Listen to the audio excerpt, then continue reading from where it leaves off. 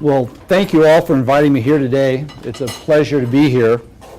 I am, as you were told earlier, one of the members of the committee that looked into possible sites for a police station and our fire station.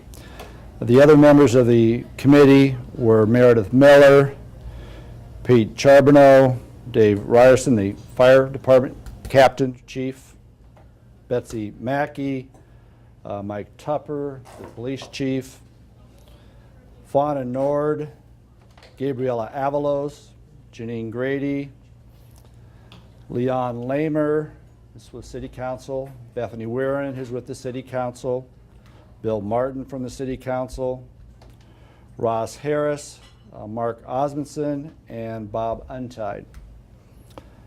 I think everyone in our community knows about the current condition of our police department and fire department. They're extremely undersized for their needs, and their facilities don't comply to the most recent standards required of either police departments or fire stations. If you look at any national standards from the police organizations or the fire department organizations, we just do not meet those requirements. In fact, we're far below those requirements. We don't meet energy codes in either of the facilities. We are not ADA accessible. Go ahead.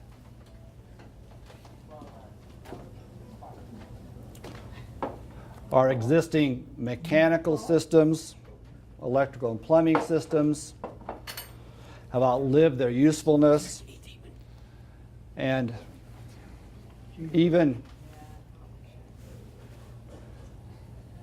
if we made substantial repairs to these outdated facilities, we still would be tremendously cramped for space.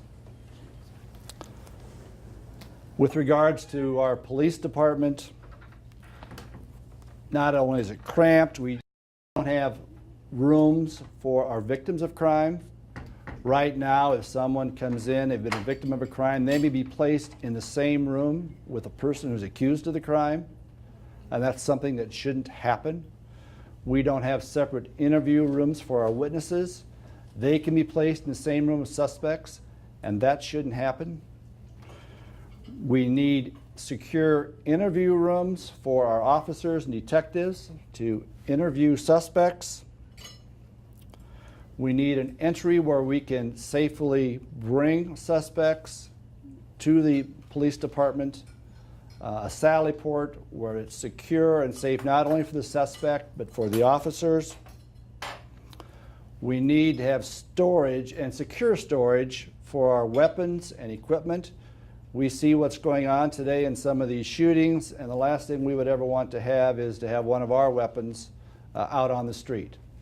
And we need secure facilities for those weapons and those equipment, so they're only utilized by the police officers who are trained to use them. We need to have a secure 911 communication system. Right now, that 911 communication system that we have serves not only our city but the entire county. And it's located in the basement of the police department. That room is subject to flooding, and it's totally inadequate for our needs. We need to have a safe and secure 911 communication system that's up and running all the time. We need training rooms for our officers so that outside agencies can come in and train them. We have no facility to do that at the present time that can accommodate our police department. We need to have secure space for our police vehicles and a lot of electronic equipment. We have a tremendous amount of money invested in police cars and a lot of electronic equipment, and right now they aren't protected, and they should be. We need parking for our employees. We need an exercise area for our police officers and our firefighters. And we need to just make certain that when we contain prisoners prior to shipping them to the Marshall County Jail, that they are secure and they are safe. With regards to the fire department building, that was built in 1955. It's a masonry building. It has very poor insulation. It has a structural crack in it right now that would have to be repaired if we were to stay there. Several years ago, the estimate to repair just that structural deficiency alone was over $500,000. The location of the fire department, although it may well have suited in 1955, is not well suited today in 2016. We need a location where we have quick dispatch time to the areas around our community. Our location right now is so small in the fire department that we cannot store all of our fire apparatus there. We simply can't do it. So it's located at various locations around the city. And that should not be the case. We have no interview rooms when they're conducting an investigation into arson. There's minimal office space. The sleeping quarters, if any of you have ever taken a tour of the fire department, they're very cramped, they're old, they're outdated. Men and women are forced to stay in the same room. They have to share the same bathroom facilities. We are about 30 or 40 years behind where we should be with regard to that fire station. They also need training rooms for their staff, and the good thing about a joint facility is that they'll be sharing the training rooms. The police department would have access to it when they have training facilities or programs. Likewise, the fire department would have access to it when they have programs. The same with the exercise area. By a joint facility, we are having space savings because both the police department and the fire department would be using it. And finally, with regard to the fire department, they also need a secure evidence storage area, which we do not have. As most of you know, there was a bond issue a year ago, and that bond issue was for $13.5 million, and it was for just a police department. And that bond issue failed. And to the credit of our city council, our mayor, and our city administrator, Randy Wetmore, they went back to the drawing board and took a look at the entire picture. What do we need to do? I think the community voted down the last bond issue for two reasons. One, it didn't like the location. I think the majority of the citizens did not like the location. And two, they were concerned about spending $13.5 million alone on just a police department, knowing very likely that we were going to have to replace our fire department in the near future. It was at that point that the city council chose to have a committee put together, and I was fortunate to be one of the members on that committee. I can tell you this, that the mayor, the city administrator, and all the council members were just tremendously helpful. They did not indicate where we should go or what we should do. Any information that we needed, we were provided, and they made it very clear to the committee, and the committee agreed that this would have to be a transparent process. In other words, we wanted the citizens of Marshalltown to be involved and to participate in the decision that was made. Once the committee was chosen, we interviewed architects and made a recommendation to the city council as to architects. It was the city council's final decision on that, but we feel they've selected an excellent architectural firm who has built numerous police and fire facilities. The second task was to locate a site. We had numerous meetings to discuss possible sites. Originally, there were 16 sites under consideration.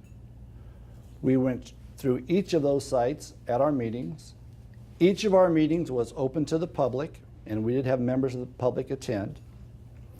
Some of those sites were capable of handling both a police and fire station. Some of the sites could only handle one or the other.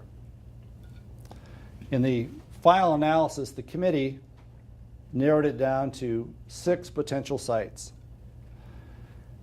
And we then scheduled an open house so that we could get the comments of our citizens and give them an opportunity to see what we've been doing. We had a list of pros and cons for each site. And we had tremendous support from the community. The number of people that came to those open houses. Take that thing out of the middle. Take the top one together, paper covering the whole. Well, that's supposed to come out too, man. No, it won't. It does it. That ketchup's tough sometimes, isn't it? Yeah. I've had that problem myself. But we had 6 sites. We had the community in. They looked at it. And what was really amazing to me, being on this committee, was the amount of comments that the citizens took to share with the committee members and the architects, and the written comments that we received from our citizens. The decision as to what to recommend was really a decision that was shared both by the citizens who came to the open house as well as the committee. And the decision was it really needs to be a joint facility, because a joint facility will result in tremendous cost savings going forward for our community. The second decision that the committee made, and it was agreed upon by the comments of our community members, was that there were really only 2 sites that fit for a joint facility of a police station and fire department. And the committee, and those 2 sites were the old Econo Food site and the Liberty Campus site off 3rd Avenue. The committee made a decision to recommend both of those sites because either one of those sites would handle this facility and do a good job. We felt it was the City Council's responsibility to make that final decision.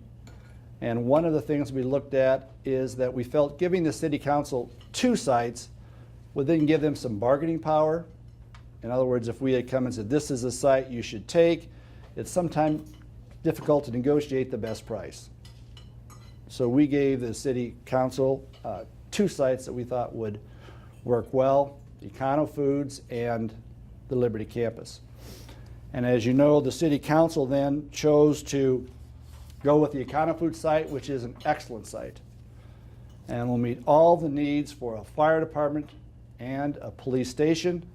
There was some concern initially, well, will there be flooding down there? And that's been looked at very carefully. There will not be flooding in that area. There will be some repairs to, I think it's High Street that runs east-west, but that had been planned regardless. The site is something that is open. The Knights of Columbus is available to be purchased. I do not know what the status of negotiations are. I understand that they have been completed. We were not involved in that, but I can tell you that those in the committee who looked at these sites are very comfortable with Econo Foods. And I will also share with you that with regard to the citizen comments, although the Liberty Campus had a number of votes, the Econo Foods area, from the citizen standpoint, probably was the most popular.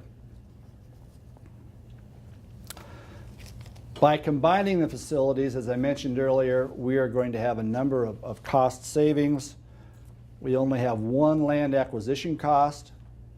We only have 1 architectural fee, and the architectural fees for a project like this are substantial. We're going to have common areas that can be shared, from receptions to training rooms to exercise rooms.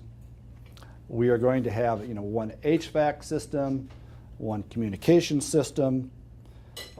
By combining into 1 facility, there will be tremendous cost savings going forward. And to me, that's important. Not only what is it going to cost us to build this facility, but what are the cost savings going forward? And there will be many by going with a joint facility.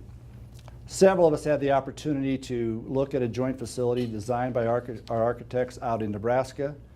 We got to interview the police department and fire department, and that has served them so well. And both are so pleased they're in a joint facility. When we were out there, we also had the opportunity to visit with the city manager, who shared with us the cost savings that occur when you put both a fire department and a police station together. And we're looking forward to those same cost savings once this facility is built.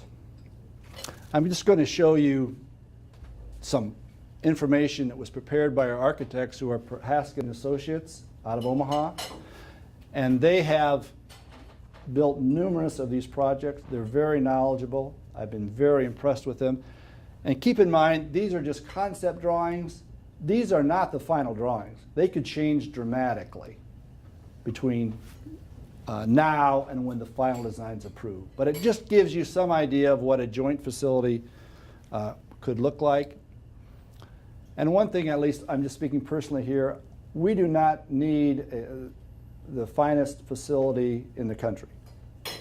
But we do need a facility that represents Marshalltown well and looks good when people come from outside to visit.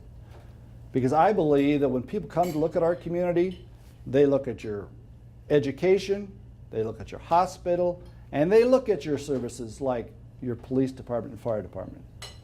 So we want something that is impressive and also at a reasonable cost. And I think that's exactly what this joint facility will do.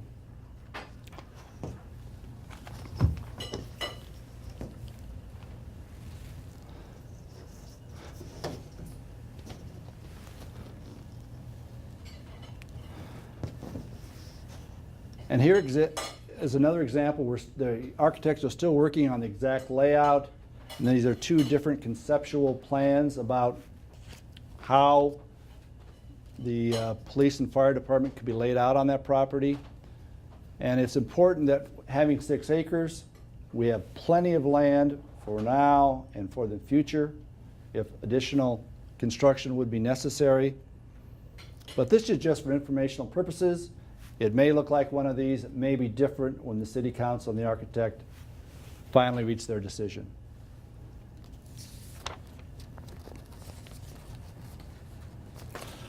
The cost, and everyone's always interested in cost, and as a citizen, I'm interested in cost too.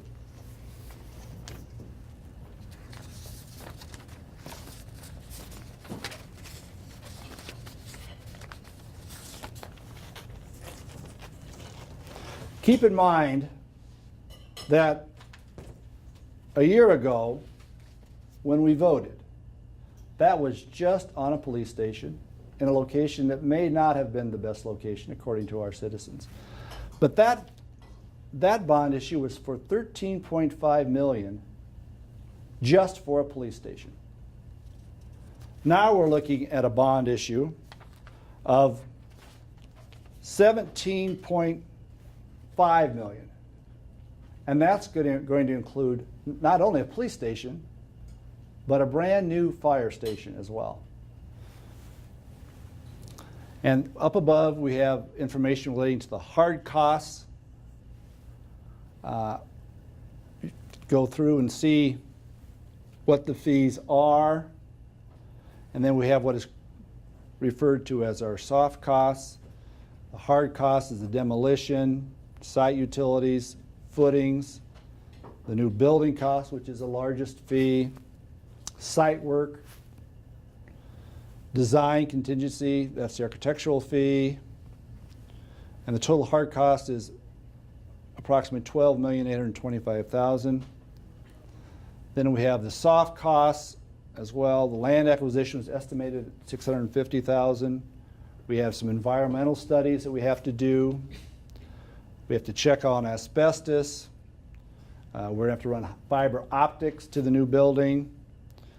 Stormwater improvements that we have to make for the new structure. Some street paving. At this point, I don't think we'll have to do it, but we will have to do the stormwater. We may be changing the median access for the fire department primarily. And then other miscellaneous expenses. The total $4,627,000 for a total estimated cost of $17,452,000. I think this could be less than that. I don't think it'll be much more than that.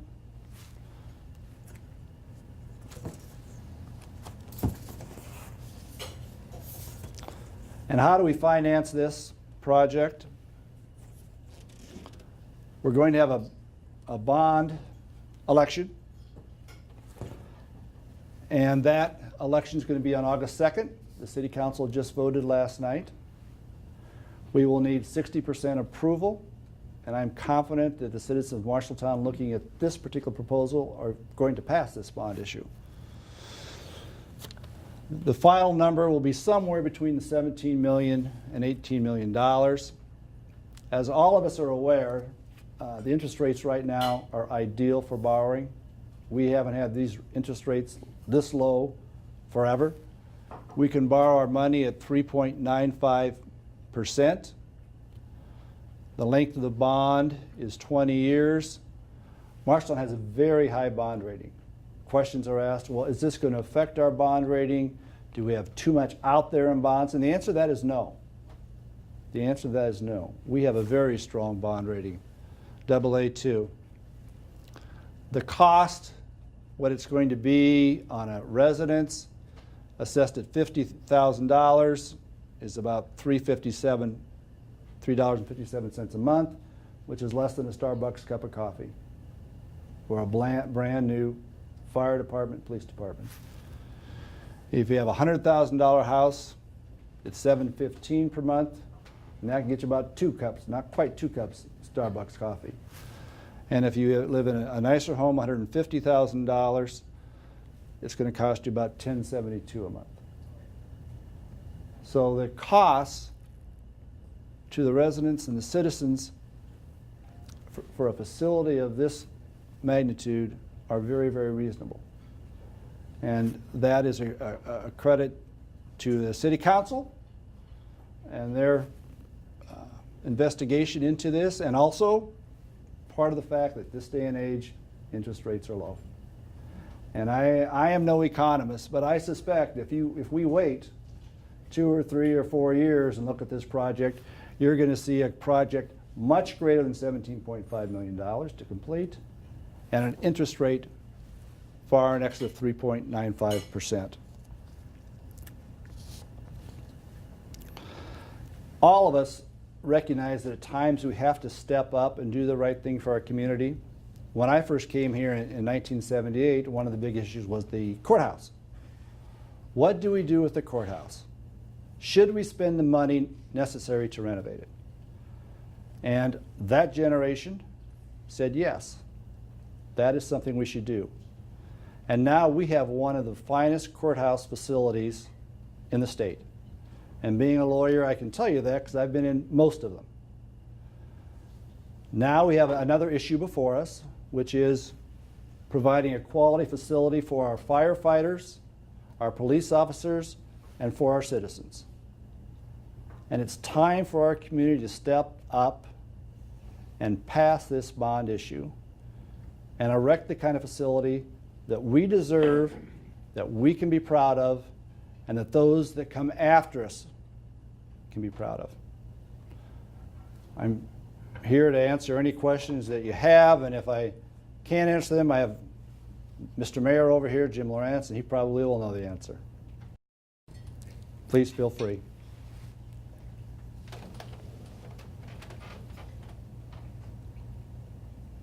Let's pass it.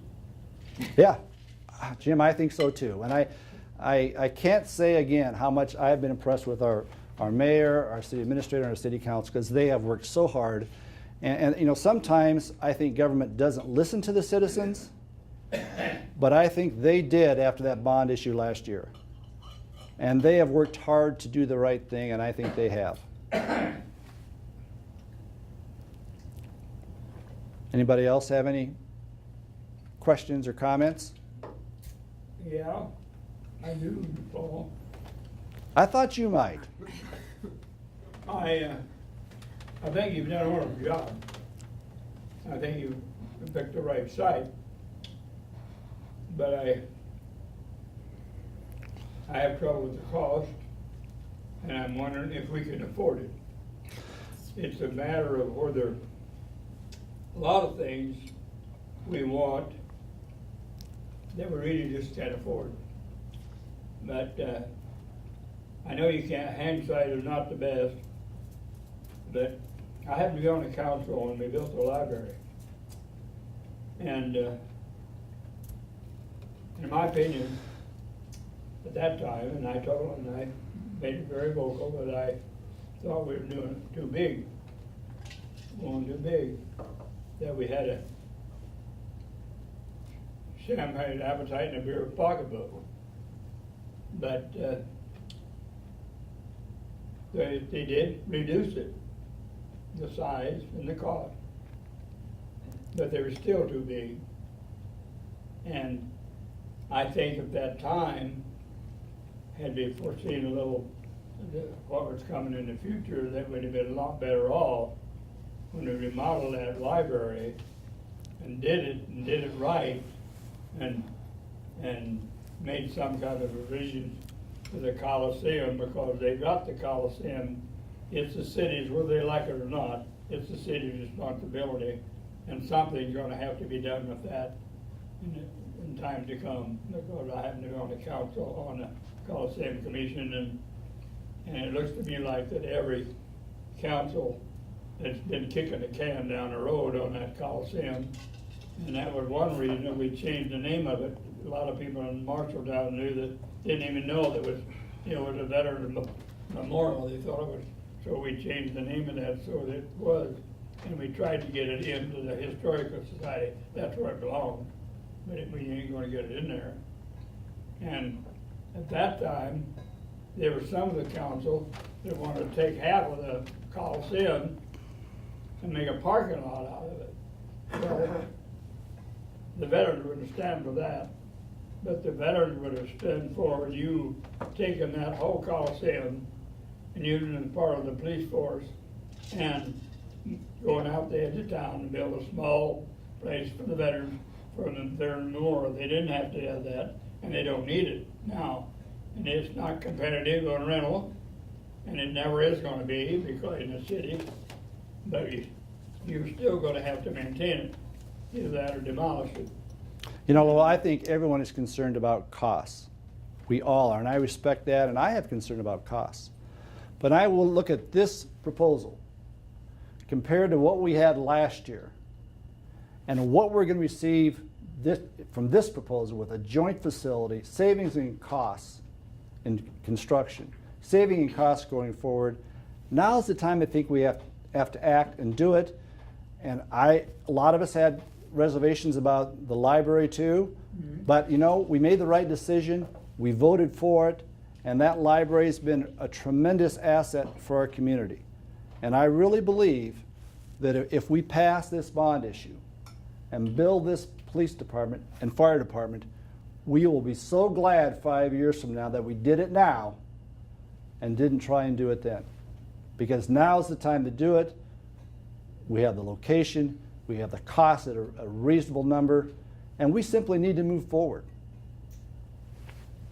You were saying that there are different areas in the community where they've had to put their equipment. Have you done any cost savings as to how this new facility will save money that way? You know, Linda, that's an excellent question, and I have to be honest, the fire chief could probably tell you what we pay and where we store things. I do not have those numbers. I just know that we need to have all our trucks, our hazmat equipment, all the fire equipment in one location, so that if we have an emergency, a large fire, that we can be dispatched into that scene quickly. But I'm confident that if you would contact the fire chief, he might be able to give that information, or if you would like, I can see if I can find out. I'll be happy to give you a call. But your point's well made that by having it located together, there's going to be a cost savings. I know that it's probably been, I don't know, 8 months ago or so, I happened to be down talking to the fire chief, and he elaborated at one point where the boat was and the different facilities that we have Marshalltown that house some of their equipment is stretched out all over town, and he elaborated to some of the deaths that were in the Iowa River and what it took for them to get from the police station out to where the rescue boat was, and the time it takes to get that across town, where if it would have been in the police station or the fire station itself, it would have eliminated a lot of time. Therefore, it's everything that goes with the fire department. If it's all in the same facility, it saves time. I know Paul and his group have kicked around a lot of different ideas where different locations, and we've looked at streets and going from one-way to two-way and a whole lot of options. And the Econo Foods and did diligent work towards the best place in town. And that was one of the considerations of building a larger building, is to get everything that the police and fire have. The police have equipment around town also. So it's not the size if we need it or not, it's growth. I've been here about 38 years, and demographics has changed, and so is the city, but the numbers haven't.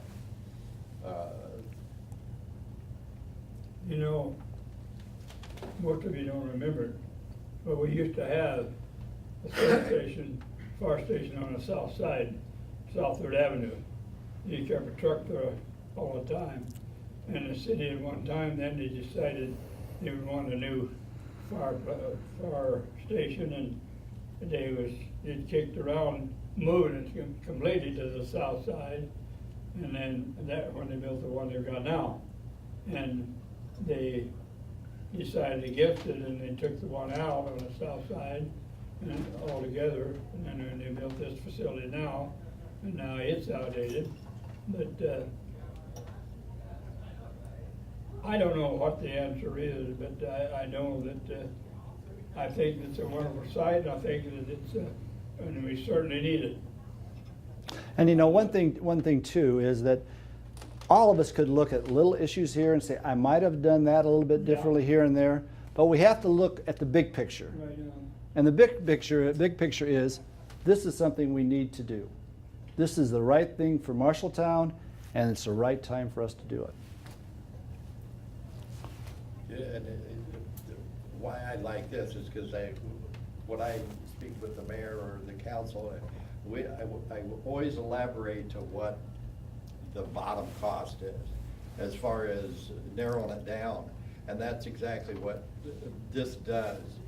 The meal you just ate or are eating lies in that $100,000 range at $715 a month. So the way I like it is I use a Happy Meal a lot. What does that cost you a month?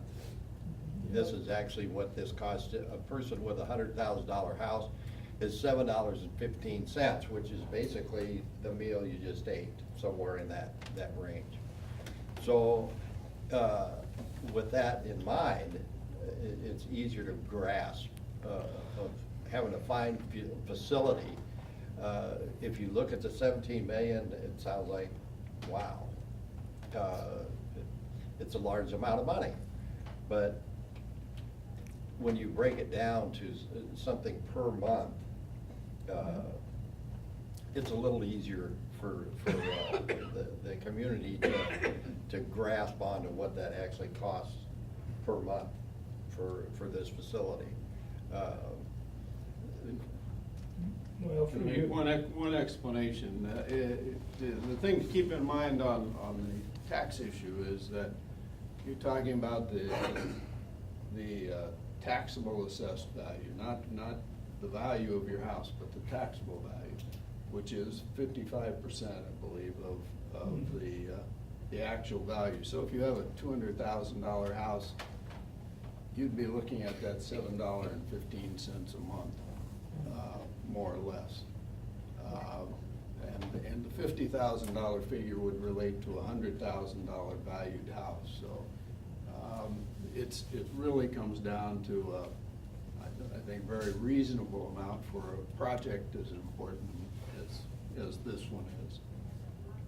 And your question, Carol, about savings, the savings are important, but as Paul and Mike alluded to, the real thing is in the ability to respond quickly from one location and not have to dispatch someone to a site up in Riverview Park area where a vehicle may be stored and bring that, or a piece of equipment that's up there. Because in there's emergency savings responses, both ways. time Money is and- the important thing. Money, time, We, lives. It's a safety issue and it's a financial issue. But the first thing, it's safety. And our community will be safer, our officers will be better trained, our fire department will be better trained, able to respond to our citizens' needs if we do this. And it's at a very, I realize the number's high, but at a very reasonable cost.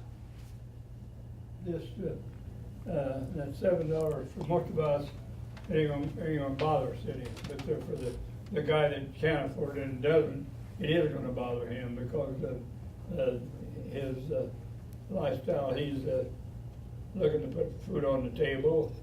But our community has changed a lot in the last 40 years. We used to have a lot of industry and a lot of employment. And right now, we're a lot more fortunate than a lot of other places, but we don't have the industry. 30 years ago, we had, I can name you 5, but in Fisher, when we moved to Governor Road, we had 4,000 employees. And Lennox is the same way, and you had Gray and all those are gone. Fisher's are down to less than 700 here, and Lennox is, I don't know how low they are, but you don't have the payroll coming in. You have people at job, but they don't have a paid job to the point where that they can afford the increase. And there's some people you're gonna have a problem with if you can convince them that they've got. It is a good thing. Something we need, and something we eventually are gonna have, but you're gonna have to convince the public of that.